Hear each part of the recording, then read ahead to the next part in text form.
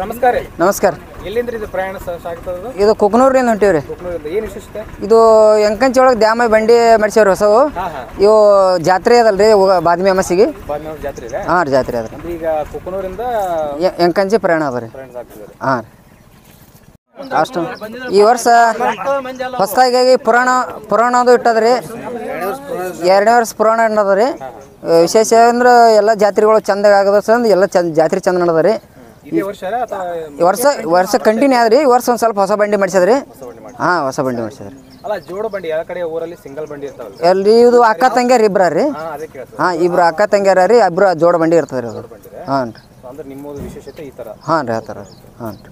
ಅಂದರೆ ಕುಕ್ನೂರಿಂದ ಎಂಕಂಚಿವರೆಗೂ ಪ್ರಯಾಣ ನಡೆದ ರೀ. ಹಾಂ.